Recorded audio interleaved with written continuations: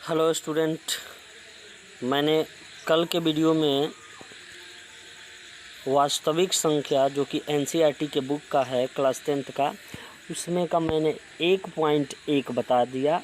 इसको मैंने क्लियर कर दिया है। अब मैं बताऊंगा इसके प्रश्नावली 1.2 का। प्रश्नावली 1.2 के सभी प्रश्नों को बताऊंगा। इसमें कुल कितने प्रश्न हैं? 15 हैं। ठीक है, तो आप अगर एनसीईआरटी का रिवाइज कर लेते हैं तो इन्हीं में से बोर्ड के एग्ज़ाम में बनते हैं क्वेश्चन। तो इसे ज़रूर देखें और मेरे चैनल को सब्सक्राइब कर दीजिए और बेल आइकन दबा दीजिए तथा इसे शेयर करिए।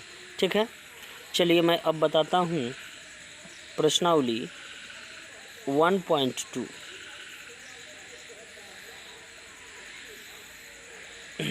चलिए, पहला क्वेश्चन है, निम्नलिखित संख्याओं का अभाज्य गुणनखंड के गुणनफल के रूप में व्यक्त करिए। मतलब कि इनके अभाज्य गुणनखंड कर देना है। मैंने पहले से टाइप कर रखा है इसलिए ताकि सुविधा हो, मतलब कि ज़्यादा समय ना लगे और सुविधा हो, मैं एक ही वीडियो में आसानी से पूरे चैप्टर को कवर कर सकूं, इसलिए मैंने पहले से ही टाइप कर रखा है। चलिए अब मैं बता रहा हूँ। यहाँ पहला क्वेश्चन, 1 नंबर क्वेश्चन है 140 और इसमें बोला है कि अभाज्य गुणनखंड, इसके क्या करने हैं भाई? अभाज्य गुणनखंड। तो 140 का अभाज्य गुणनखंड यहाँ पे मैंने कर रखा है। यहाँ पे 2 दूनी 4, 2 दूनी 4 और 4 पच्चे 20 और 20 दूना ये क्या हो जाएगा? 40। यानी कि 20 दूना 20 सत्ते 140। यानी 140 का जो अभाज्य गुणनखंड होगा ये क्या प्राप्त होगा? तो यहाँ 2 का पावर 2 होगा, क्योंकि 2 की संख्या इस गुणनखंड में कितने हैं? 2 बार है, तो इसलिए 2 की पावर 2 गुने 7 और उसके बाद 5। तो ये हुआ 140 का अभाज्य गुणनखंड। चलिए मैं अब बताता हूँ। दूसरा नंबर प्रश्न है, इसमें 156 का अभाज्य गुणनखंड। तो 156 का अभाज्य गुणनखंड क्या हो जाएगा? मैंने ऐसे तोड़ा कि 2 दूनी 4 और ये 4 तियाँ क्या हो जाएगा? 4 तियाँ 12, 4 तियाँ 12 और 12 में फिर 13 से मल्टीप्लाई कीजिएगा तो यह क्या हो जाएगा? 156 हो जाएगा। तो इस प्रकार से मैंने यहाँ पे क्या 2 का पावर 2 रखा है। क्यों? क्योंकि इसमें 2 की संख्या कितनी हो गई? 2 और 3 का 1, यानी कि 2 के पावर 2 गुने 3 गुना 13। इसको ऐसे भी आप बना सकते हैं फैक्टर को, जैसे 156 है ना, तो इसको ऐसे भी बना सकते हैं आप 2 से। तो यहाँ पे क्या आ जाएगा? 156 का आधा कर लीजिए आप, यानी कि यहाँ पे आ जाएगा 7 और उसके बाद ये 8। ठीक है, ऐसे ही बना सकते हैं आप। फिर 2 से, तो 2 से करेंगे तो फिर क्या हो जाएगा? यहाँ पे हो जाएगा 3 और 3 दूनी 6 हो गया और 18, तो यहाँ फिर 9 हो जाएगा। ठीक है, उसके बाद आप यहाँ से 3 से 3 39, ऐसे भी आप फैक्टर कर सकते हैं। इसमें 2 की संख्या कितनी हो गई? 2 की संख्या 2 बार है, तो इसका स्क्वायर कर देंगे गुने 3 एक ही बार है तो 3 से मल्टीप्लाई करेंगे जैसे यहाँ पे करा है।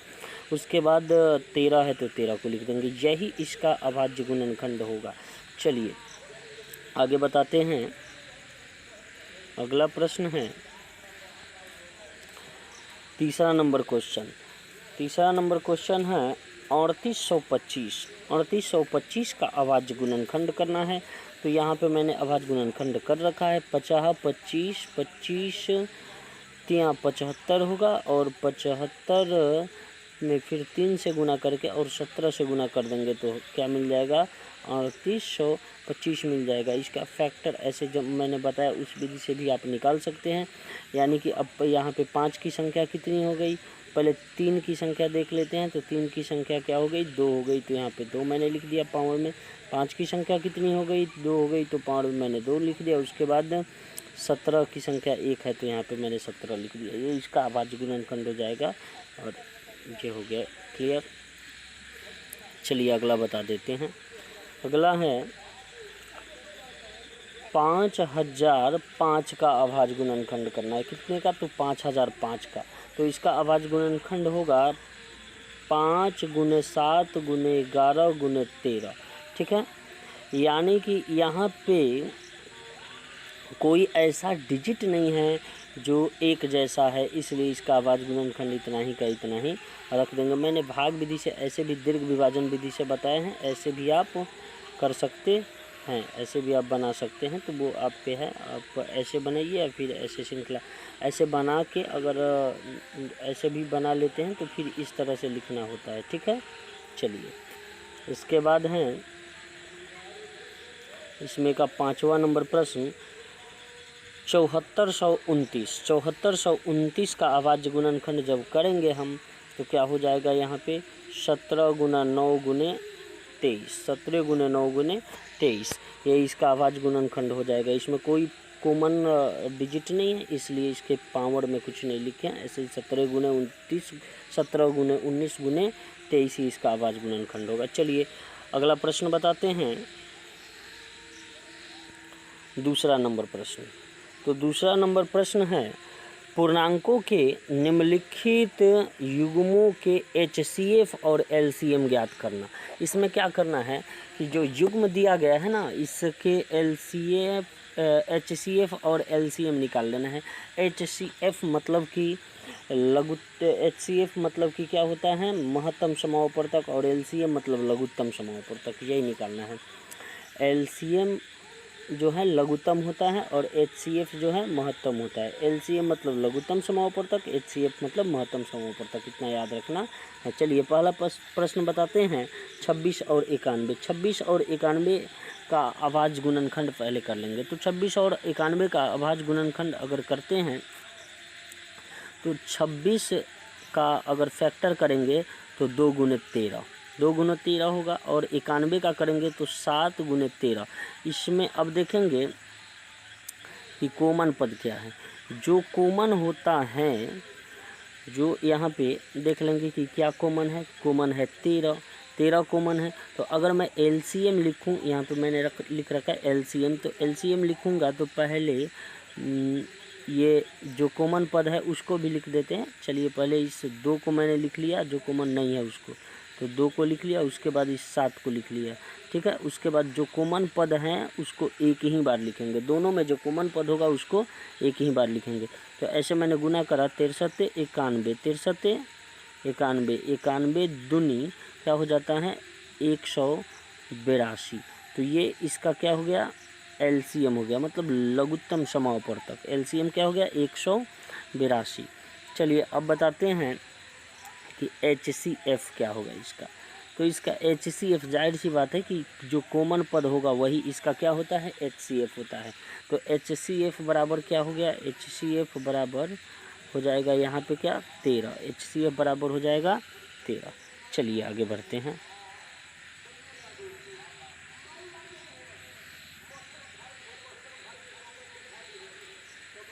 चलिए यहाँ पे सूत्र के प्रयोग, यहाँ सूत्र के प्रयोग से भी निकाल सकते हैं हम लोग, सूत्र के प्रयोग से भी निकाल सकते हैं। तो वो बता देते हैं कि सूत्र के प्रयोग से कैसे निकालेंगे। क्योंकि सूत्र होता है LCM × HCF बराबर दोनों संख्याओं का गुणनफल। LCM HCF × दोनों संख्याओं का गुणनफल। तो LCM यहाँ पे कितना हो गया? LCM हो गया 182 और HCF क्या आया था हमारा? 13। ठीक है, बराबर अब क्या करेंगे इधर 26 × 91, 26 × 91। तो जब HCF और LCM का गुना करेंगे तो क्या आ जाएगा? 2366। ठीक है, और जब 91 और 26 का भी गुना करेंगे तो 2366 ही होगा। अर्थात यहाँ पे ये सूत्र के प्रयोग से ये प्रूव करना था, तो ये मैंने प्रूव कर दिया। ठीक है, चलिए अगला प्रश्न बताते हैं। अगला प्रश्न है 510 और 92। 510 और 92 के मतलब LCM और HCF निकालना है। 510 और 92 का HCF LCM निकालना है। तो मित्रों सबसे पहले क्या करेंगे, यहाँ पे 510 का फैक्टर करेंगे। 510 का फैक्टर हो जाता है 2 गुने 3 गुने 5 गुने 7, 17 पचे 85, 85 तियाँ और 85 छके 510, ऐसे हो जाएगा। फिर इसका फैक्टर करेंगे 92 का, तो 92 का हो जाएगा 23 दूना कितना हो जाता है 46 और 46 दूना 92, ठीक है। तो फिर अब इसमें पहले सबसे पहले हमें क्या निकालना है, एलसीएम निकालना है। तो एलसीएम निकालना है तो यहाँ पे क्या करेंगे कि यहाँ 2 कॉमन हो रहा है तो एक ही 2 लिखेंगे, ठीक है। फिर उसके बाद लेकिन इसमें एक 2 आ रहा है तो इस 2 को भी लिखेंगे, जो कॉमन नहीं है उसको भी लिखना पड़ता है इसमें। और ये 3 कॉमन नहीं है तो फिर 3 को भी लिखेंगे गुना में। फिर ये 5 कॉमन नहीं है तो 5 को भी लिखेंगे, 17 कॉमन नहीं है तो इसको भी लिखेंगे और 23 कॉमन नहीं है तो इसको भी लिखेंगे। यानी कि जो कॉमन होगा उसको दोनों में से एक बार लिखेंगे और जो कॉमन नहीं होगा उसको भी लिखेंगे, ठीक है। तो इस प्रकार जब हम गुना करेंगे तो ये क्या आएगा, जब गुना कर लेंगे तो 23,460 आएगा। एलसीएम इसका कितना आ गया 23,460। और एचसीएफ की बात है तो एचसीएफ जो पद कॉमन होगा वही एचसीएफ कहलाएगा। तो इसमें हम देखेंगे कि कॉमन क्या है, 2 है केवल, तो 2 कॉमन है तो इसका एचसीएफ क्या हो जाएगा, केवल 2 ही होगा। एचसीएफ क्या हो गया 2, ठीक है। चलिए उसके बाद यहाँ पे प्रूफ जो करना था मैंने वो किया है, मतलब कि यहाँ इसको क्या किया है कि अभी तो बताए थे कि एचसीएफ गुने एलसीएम, एचसीएफ और एलसीएम दोनों को गुना करते हैं तो दोनों संख्याओं के गुणनफल के बराबर आ जाता है। तो हमारा यहाँ पे एचसीएफ कितना आया बताइए, एचसीएफ हमारा आया 23,640 और एलसीएम कितना, एलसीएम आया 23,640 और एचसीएफ कितना आया 2। तो इससे मल्टीप्लाई करेंगे, 2 से मल्टीप्लाई करेंगे तो आ जाएगा कितना 46,920। चलिए अब यहाँ पे 2 संख्याओं का गुना करके देख लेते हैं। संख्या कितनी थी 510 और 92, 510 और 92 दोनों संख्याओं को जब गुना करेंगे 510 में 92 से गुना करेंगे तो फिर प्राप्त होगा 46,920। इसलिए RHS और LHS दोनों बराबर हुआ, प्रूफ। इस तरह से इसको साबित भी किया जाता है, ठीक है। चलिए आगे बताते हैं। यदि साबित एग्जाम में पूछता है तो ही बनाइएगा, नहीं तो LCM HCF पूछेगा तो केवल LCM HCF बनाकर आगे बढ़िएगा, ठीक है। चलिए इसके बाद अगला प्रश्न बताते हैं। अगला प्रश्न तीसरा नंबर है। तीसरा नंबर प्रश्न है 336 और 336 और 54 का बोल रहा है कि 336 और 54 का मतलब LCM HCF निकालना है। तो सबसे पहले हम क्या करेंगे 336 का जो है फैक्टर करेंगे। तो इसका फैक्टर क्या हो जाएगा 336 का फैक्टर, यानी ऐसे अभाज्य गुणनखंड निकालेंगे तो 2 के पावर 4 3 गुने 7 आएगा। मतलब 2 के पावर 4 का मतलब क्या कि 2 का 4 बार गुना करेंगे। 2 का कितना बार गुना करेंगे 4 बार, उसके बाद 3 और उसके बाद 7 आएगा। तो यहाँ पे लिख दिए। 54 का करेंगे तो 2 गुने 3 कितना होगा 3 गुने 3 गुने 3 यानी कि 3 का पावर 3 हो जाएगा, ठीक है। तो इस प्रकार से अब हमको क्या करना है LCM निकालना है।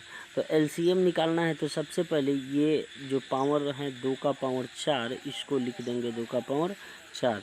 उसके बाद 3 का पावर 3 है, इसको लिख देंगे 3 का पावर 3, ठीक है। और ये 2 जो है इसमें कॉमन आ गया, क्योंकि 2 का पावर जो 4 है उसमें 2 भी शामिल है तो ये कॉमन आ गया। ये 2 का पावर जो 3 है इसमें 3 भी शामिल है, इसलिए इस 3 को नहीं लिखेंगे। ये 3 के पावर 3 से ही काम चल जाएगा। लेकिन 7 का पावर कुछ नहीं था तो 7 अकेला था तो यहाँ पे 7 को लिखेंगे, ठीक है।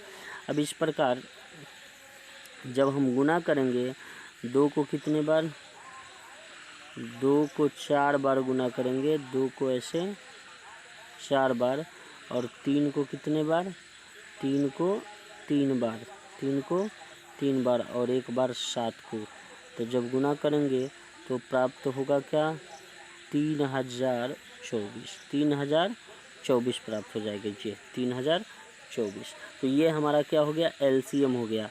ये क्या हो गया एलसीएम। और एचसीएफ का जहाँ तक की बात है तो इस 4 2 में 1 2 ये शामिल है, यानी कि कॉमन पद क्या मिल गया, कॉमन पद मिल गया इन दोनों में 2, तो 1 2 को रख लेंगे। और ये 3 3 और ये 3 के पावर 3, मतलब ऊपर वाले में एक ही 3 है लेकिन नीचे वाले में 3 3 है, तो 3 एक ही 3 कॉमन हुआ तो एक 3 को रख लेंगे, यानी कि 3 दूनी के 6 जो हो गया इसका HCF हो गया।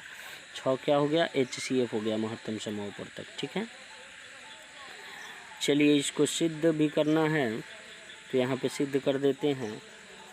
और क्या करना है कि LCM गुने HCF, बार बार यही प्रक्रिया करना है। LCM गुने HCF बराबर 2 संख्याओं का गुणनफल।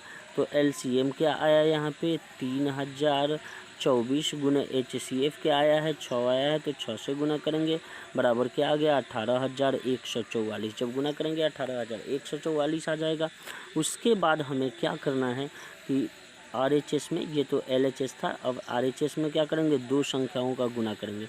तो जो संख्याएं दी हुई थी, कितनी दी हुई थी 336 और 54, जब 336 और 54 में गुना करेंगे तो 18144 ही आएगा, अर्थात LHS और RHS बराबर हुआ। इस प्रकार इसको प्रूव किया जाता है। ठीक है, मैंने बताया ही था कि अगर एग्ज़ाम में आपको प्रूव करने के लिए बोले पूछे तो आप प्रूव कीजिएगा, नहीं तो LCM और HCF केवल पूछेगा तो आप LCM और HCF ही निकाल कर आगे बढ़िएगा। चलिए आगे बताते हैं। अब हैं प्रश्न 3। प्रश्न नंबर 3 है, अभाज्य गुणनखंड विधि द्वारा निम्नलिखित पूर्णांकों के HCF और LCM ज्ञात कीजिए। अभाज्य गुणनखंड विधि द्वारा क्या करना है HCF और LCM ज्ञात करना है। यहाँ पे 3 डिजिट दिया गया है, इसके पहले 2 डिजिट में था लेकिन अब डिजिट की संख्या बढ़ाकर 3 डिजिट कर दी गई है। ठीक है, चलिए आगे बताते हैं। पहला प्रश्न, ये पहला प्रश्न है 12, 15 और 21। 12, 15 और 21 का क्या करना है भाई, तो HCF निकालना है और LCM निकालना है। तो चलिए सबसे पहले 12 का फैक्टर करेंगे 2 गुने 2 गुने 3, 2 गुने 2 गुने 3, ये 12 का फैक्टर है। 15 का फैक्टर करेंगे 3 गुने 5, 21 का फैक्टर करेंगे 3 गुने 7। अब सबसे पहले LCM निकालेंगे। LCM बराबर क्या हो गया, तो यहाँ पे पहले ये 1 2 और 1 2 2 2 हो गया, 2 की संख्या 2 बार, इसलिए 2 का स्क्वायर यहाँ पे लिख दिया मैंने। 3 की संख्या गण लेंगे, ये 3 की संख्या तीनों में कॉमन है, तीनों में कॉमन है, इसलिए 3 एक ही रखेंगे। ठीक है, उसके बाद क्या है 5 है तो यहाँ पे 5 रख लेंगे। उसके बाद क्या है 7 है तो 7 रख लेंगे। अब ये गुना करेंगे 2 दूनी के 4 और ये सब जब गुना करेंगे तो 420 आ जाएगा। ये क्या आ जाएगा 420 आएगा। चलिए 420। अब बताते हैं तो LCM हमारा क्या हो गया, LCM हो गया 420। अब क्या बताना है HCF। तो चलिए, तो हमने LCM निकाल लिया। LCM कितना हो गया, LCM हो गया 420। HCF की बारी आई तो HCF देखेंगे कि तीनों में कौन कॉमन है, कौन ऐसा डिजिट है जो तीनों में कॉमन है। तो यहाँ पे देखिए ये 3 इसमें भी है, 3 इस पहले वाले में भी है, सेकंड वाले में भी है और थर्ड वाले में भी है, तो 3 सब में शामिल है, इसलिए इसका HCF क्या हो जाएगा कॉमन पद 3 इसका HCF हो जाएगा। चलिए अब आगे क्वेश्चन बताते हैं। इसके बाद वाला क्वेश्चन है, इसके बाद हैं 17, 23 और 29 का लघुत्तम समूहवर्तक और महत्तम समूहवर्तक, यानी कि HCF और LCM दोनों निकालना है 17, 23 और 29 का। तो चलिए सबसे पहले 17 का फैक्टर करते हैं, 1 गुने 17 हो जाता है। 23 का फैक्टर करते हैं 1 गुने 23 हो जाता है। 29 का फैक्टर करते हैं 1 गुने 29 हो जाता है। तो इस प्रकार अगर हम क्या करें इसका LCM निकालेंगे तो सबसे पहले क्या हो जाएगा, 1 सभी में कॉमन है भाई तो 1 लिख लेंगे, उसके बाद 17 लिख लेंगे, उसके बाद 23 लिख लेंगे, उसके बाद 29 लिख लेंगे। ठीक है, इस प्रकार जब मैंने 23, 17, 23 और 29 का गुना करा तो 11,339 प्राप्त होगा। क्या प्राप्त हो जाएगा? 11,339। और जहाँ तक की बात है HCF का, तो मैंने बताया ही है कि कॉमन पद HCF होता है, यानी कि सभी में कॉमन क्या है? 1। एक सभी में कॉमन है तो एक इसका HCF हो गया। ठीक है, तो चलिए अब आगे बताते हैं। अगला प्रश्न है 8, 9 और 25 का LCM HCF निकालना है। 8, 9, तो 8 का फैक्टर क्या हो जाता है? 2 गुने 2 गुने 2 गुने 1। ठीक है, उसके बाद 9 का 3 गुने 3 गुने 1। उसके बाद 25 का 5 गुने 5 गुने 1, ये फैक्टर हो गया। ठीक है, तो चलिए यहाँ पे अब हमको क्या निकालना है? LCM। सबसे पहले LCM निकालना है। तो जब LCM निकालना होता है तो पहले देखेंगे कॉमन पद क्या है? एक है, एक को ऐसे छोड़ भी सकते हैं। इसमें देखेंगे कि 2 की संख्या कितनी है? 2 की संख्या पहले वाले में कितनी है? 3 है, तो मैंने 2 के पावर 3 रख दिया। बाकी तो दोनों मैच ही कर जाएगा। पहले वाले में तो दोनों, उसके बाद वाले दोनों में तो है ही नहीं 2 की संख्या। पहले वाले में 3 है तो 2 के पावर क्या रखा मैंने? 3 रख लिया, 2 के पावर 3। उसके बाद देखेंगे कि 3 की संख्या दूसरे वाले में है कितनी बार? 2 बार, तो 2 रख लेंगे। उसके बाद 5 की संख्या तीसरे वाले में है कितनी बार? 2 बार, तो 2 रख लेंगे, क्योंकि ये LCM निकाल रहे हैं। इसमें कॉमन पद को एक बार और जो कॉमन नहीं है उसको जितने बार है उतना बार लिखेंगे। ठीक है, चलिए तो इस प्रकार अब गुना करेंगे। ये हो गया, यहाँ पे फर्स्ट 2 का क्यू करेंगे तो 8 प्राप्त हो जाएगा। उसके बाद यहाँ पे 3 का क्यू करेंगे 27 प्राप्त हो जाएगा। उसके बाद यहाँ पे 5 का स्क्वायर, 3 का सॉरी क्यू नहीं था यहाँ पे, ये 2 का क्यू करेंगे 8 हो जाएगा। उसके बाद 3 का स्क्वायर करेंगे तो 9 हो जाएगा। उसके बाद यहाँ 5 का स्क्वायर करेंगे क्या हो जाएगा? 25 हो जाएगा। इस प्रकार जब गुना करेंगे तीनों को तो क्या हो जाएगा? यहाँ पे 2500 अठे 200 और 200 9 कितना? 1800 हो जाएगा। 1800, तो ये 1800 हमारा क्या निकल के आया? LCM। 1800 LCM निकला। चलिए HCF की बात आई तो तीनों में देखेंगे कि कॉमन क्या है। तो तीनों में कॉमन क्या है? 1 1 1, तो इसलिए इसका HCF क्या हो गया? 1 हो गया। HCF क्या हुआ? 1 हुआ। चलिए आगे बढ़ते हैं। अब बताएंगे चौथा नंबर प्रश्न। चलिए चौथा प्रश्न है HCF 306 657 बराबर कितना है? 9। बराबर 9, मतलब कि इसका HCF 9 है। इन दोनों संख्याओं की HCF क्या होगी? 9। तो LCM ज्ञात कीजिए। हाँ, तो मैंने फार्मूला बताया था पहले ही, कई बार सिद्ध भी किए कि HCF गुने LCM बराबर क्या हो जाता है? दोनों संख्याओं का गुणनफल। तो इसी फार्मूला से चलेंगे हम। यहाँ पे क्या दिया गया है? LCM दिया गया है। LCM कितना है? 9 है। तो 9 है तो यहाँ LCM के जगह पर मैंने क्या रख दिया? 9 रख दिया। ठीक है, 9 रखा। उसके बाद LCM नहीं दिया है, HCF 9 दिया था तो मैंने 9 रख लिया। LCM नहीं दिया है तो LCM का LCM रहने देंगे। और 2 संख्याएं दी गई हैं, एक संख्या है 306 और दूसरी संख्या है 657। तो इन दोनों संख्याओं का गुणनफल मतलब गुना कर लेंगे। ठीक है, तो यहाँ पे ये दोनों संख्याओं को जब हम गुना करेंगे तो प्राप्त हो जाएगा कितना? यहाँ पे प्राप्त हो जाएगा 2 लाख 21 दहाई सैकड़ा हजार 10,000 लाख 2,01,042। तो यहाँ पे 2,01,042 प्राप्त हो जाएगा। और ये गुना में है तो उधर जाएगा तो बट्टा में हो जाएगा। यानी जब काटेंगे तो LCM हमारा निकल के आ जाएगा कितना? 22,338। LCM हो जाएगा 22,338, जो कि इसका आंसर होगा। चलिए तो इस प्रकार LCM मैंने ज्ञात कर लिया। आगे बढ़ते हैं। अब पांचवा नंबर प्रश्न है। चलिए पांचवा नंबर प्रश्न है, जांच कीजिए कि किसी प्राकृत संख्या n के लिए संख्या 6n अंक 0 पर समाप्त हो सकती है।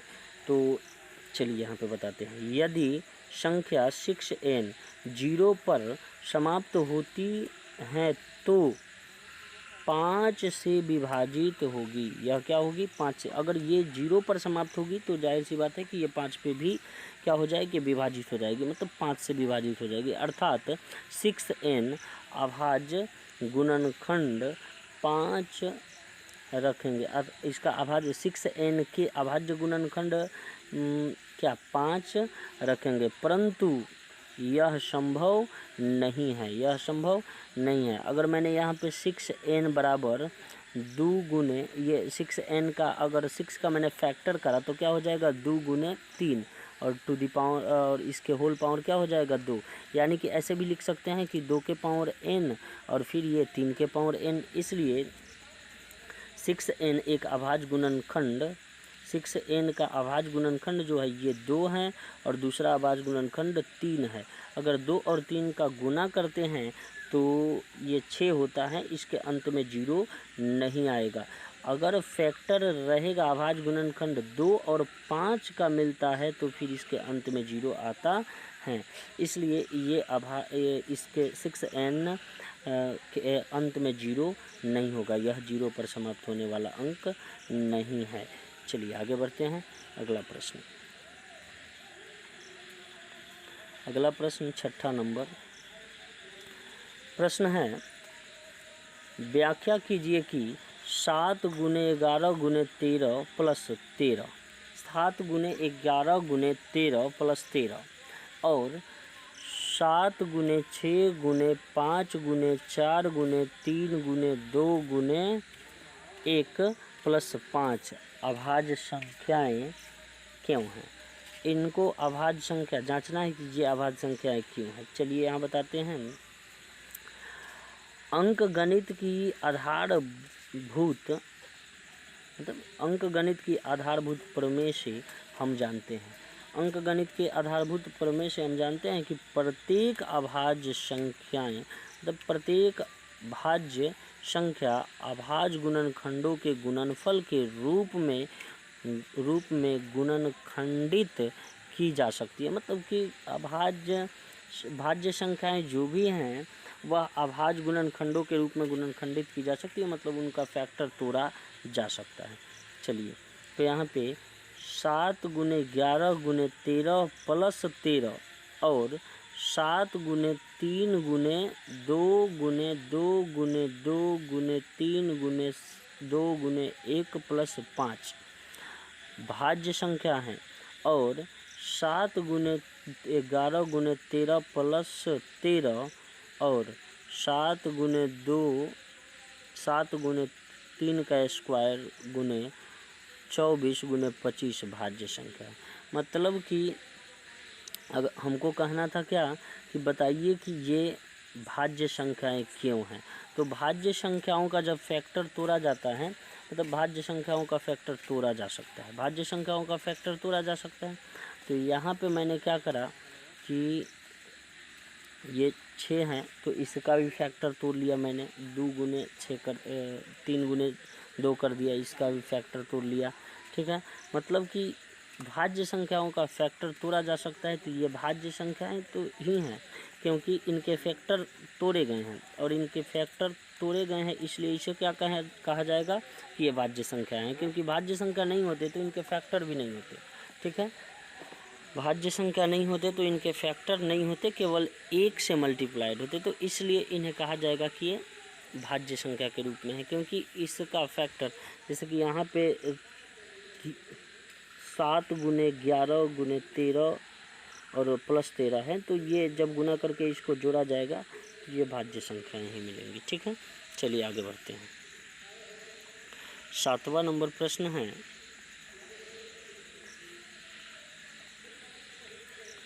सातवां नंबर और आखिरी प्रश्न, 7वां नंबर और इस चैप्टर का आखिरी प्रश्न है। इस चैप्टर का आखिरी प्रश्न है। चलिए देखते हैं। किसी खेल के मैदान के चारों ओर वृत्ताकार पथ है। किसी खेल के मैदान के चारों ओर क्या है? वृत्ताकार पथ है। चारों ओर वृत्ताकार पथ है। इस मैदान का एक चक्कर लगाने में सोनिया को कितना 18 मिनट लगते हैं। सोनिया को कितना मिनट लगते हैं? 18 मिनट।